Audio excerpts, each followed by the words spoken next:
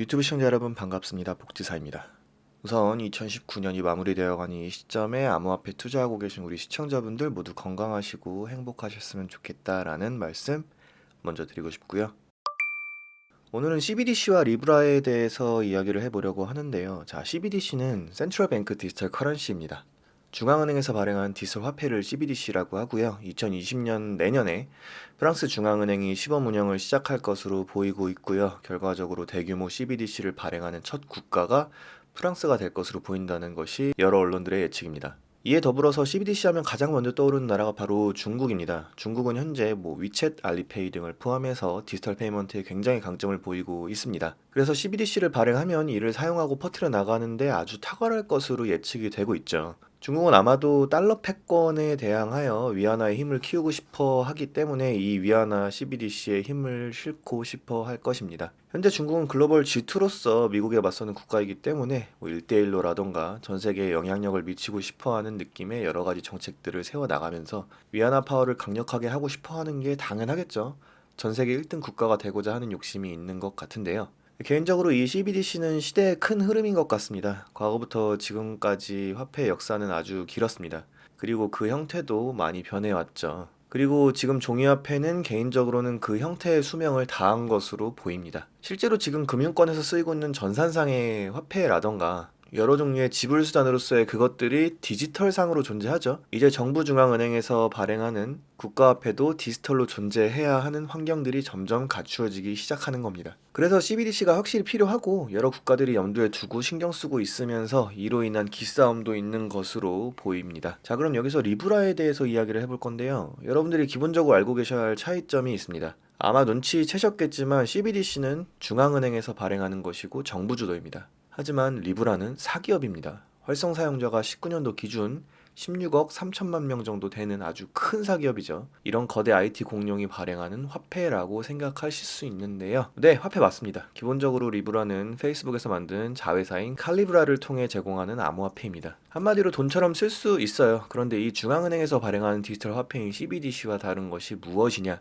일단 아까 말씀드렸듯이 사기업에서 발행한 것이고요. 그 가치를 유지하는 것이 또 다른 사기업들, 서비스 또는 자산들에 의한 것이고요. 마지막으로 가장 중요한 그것, 바로 프로그래밍 랭귀지입니다. 페이스북 코인이라고 불리는 리브라는 무브라는 컴퓨터 개발 언어로 만들어졌습니다. 무브는 리브라 스마트 컨트랙을 프로그래밍하기 위해 개발된 프로그래밍 언어라고 이해하시면 될 것 같은데요. 이 무브라는 프로그래밍 언어를 통해 리브라 상에서 스마트 컨트랙을 만들어낼 수 있다는 거죠. 중국이나 프랑스의 CBDC가 어떻게 만들어졌을지는 알 수 없지만요. 예상을 해보자면 아마도 결론적으로 이렇게 완성이 되어서 발행이 된 코인이라고 생각을 합니다. 그 코인은 코인으로서의 가치는 가지지만 그 코인이 다른 무언가를 만들어낼 수는 없어요. 제가 이해하기 쉬운 비유를 해서 설명해 드리는 걸 좋아하니까 좀 비유를 해드리자면 학교 운동장에 있는 흙바닥이랑 시골에 있는 밭을 생각해 볼게요. 똑같이 200평의 땅이라고 할지라도 이 두 땅이 갖고 있는 가치는 확실히 다르죠. 학교에서 학생들이 축구하는 흙바닥은 거기에 뭘 심을 수가 없잖아요. 그냥 운동장으로 만들어졌으니까 운동장 자체로서만 기능을 하는 겁니다. 이 운동장이 CBDC라고 이해하시면 가장 쉬울 것 같고요. 그리고 비옥하고 땅이 잘 갈려져 있어서 마늘을 심으면 마늘밭이 되고 감자 고구마를 심을 수도 있고요. 상추 땅콩 여러 가지를 심을 수 있고 그 심어지는 것에 맞추어서 또 다른 가치를 추가적으로 만들어냅니다. 이거 어디서 본 것 같지 않으세요? 눈치 빠르신 분들이라면 아마 이더리움이나 여러 플랫폼 코인을 생각하실 겁니다. 자, 근데 이더리움이나 다른 플랫폼 코인들과 리브라가 다른 점이 무엇일까요? 이더리움은 이더리움 자체로서 가치를 갖고 가격 변동성을 갖지만 리브라는 여러 담보금과 단기 국채, 지급준비금 등을 두어서 가격을 안정화해서 가치를 일정하게 유지를 합니다. 이런 면에서 다르다고 할 수 있겠네요.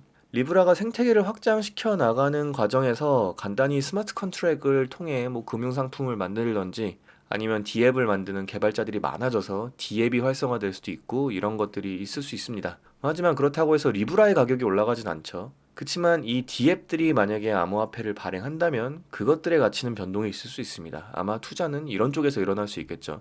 CBDC가 갖는 투자 가치는 이런 사업적인 면이 되지는 않을 겁니다. 이 위에서 설명을 드렸다시피 화폐이고 각국에서 모두 CBDC를 발행했을 때 이 CBDC들이 각 국가마다 갖고 있는 시장의 가치가 다르기 때문에 분명히 환율 차이가 나겠죠. 그러면 이 환율 차를 이용해서 수익을 낼 수 있는 투자 방법 정도는 존재를 할 수 있을 거라고 보입니다. 그러니까 이 CBDC 자체로는 투자로서의 목적으로 사시는 분들은 아마 없을 거예요. 아까 말씀드렸던 뭐 환율 차이 빼고요. 하지만 국가별로 이 CBDC 발행에 열을 내는 이유는 이 디지털화된 그리고 더욱 온라인화된 시장에서의 유동성을 선점하기 위함으로 보입니다. 실제로 중국 인민은행 전 총재이자 중국금융협회 저우 샤오찬 회장이 말하기에도 중국 CBDC의 목적은 중국 내 소매 시스템에서의 활용이며 금융기관 간 결제를 위한 국제 송금 시스템이라고 합니다. 다시 리브라로 돌아오자면 리브라는 현재까지는 여러 가지 문제로 인해서 출시가 늦춰지고 있습니다. 아무래도 미국 정부 입장에서는 사기업이 화폐를 발행한다는 것에 대한 리스크가 있기 때문에 쉽게 동의할 수 없을 것으로 보이는데요. 다만 그것뿐만이 아니고 기술적으로도 사실 문제가 있긴 합니다. 대표적인 게 이제 처리 속도인데요. 최근 데이터로는 1000TPS 정도의 속도만 지원을 하고 있기 때문에 아직까지는 대중적으로 사용되기는 어려울 수 있죠. 하지만 2020년에 리브라가 출시가 된다면 많은 것들이 바뀌고 업그레이드가 될 겁니다. 분명 어떤 사업자는 리브라를 받는 분도 있으실 거고 받지 않는 분들도 있으실 거예요. 저 같은 성향의 사람이라면 우리 가게에서 물건을 사거나 식사하시는 분이 리브라를 내고 싶어 한다면 저는 아마 받을 것 같거든요. 페이스북이 보증하는 화폐잖아요. 저는 그 기업의 기업 가치를 믿기 때문에 저라면 리브라를 받을 것 같습니다. 간단히 정리를 해보자면은 CBDC와 리브라는 다르다. 차이는 그 위에서 추가적으로 확장할 수 있는 무언가가 있느냐 아니냐 정도로 보시면 될 것 같고요. 여러 국가들이 CBDC 발행에 열을 내고 신경 쓰는 이유는 디지털 화폐 업계 분야에서의 기축 화폐로서의 패권을 잡고 싶어서 미리 선점 작업을 하는 것으로 보시면 될 것 같습니다. 실제로 종이돈보다 이런 디지털 화폐가 훨씬 관리하기가 편하겠죠. 국가 입장에서도. 12월 초 뉴스에 따르면 CBDC가 필요 없다고 하던 한국은행이 암호화폐 관련 연구 인력 채용에 나서는 모습을 보이고 있습니다. 뭐 그래서 CBDC 발행을 하려는 것 아니냐라고 말하면 뭐 한국은행 측에서는 단순히 연구 인력 채용이라고 선긋기를 했다고 하네요. 개인적으로 대한민국도 이런 분야에서 앞서 나갔으면 한다는 생각이 듭니다. 뭐 세계적으로 기술을 이끌어 갈 수 있으면 좋겠네요. CBDC와 리브라에 대한 여러분들의 생각은 어떠신가요? 댓글에 남겨주세요. 구독과 좋아요, 알람 설정은 창작자에게 큰 힘이 됩니다. 항상 성공한 투자하시기 바랍니다. 고맙습니다.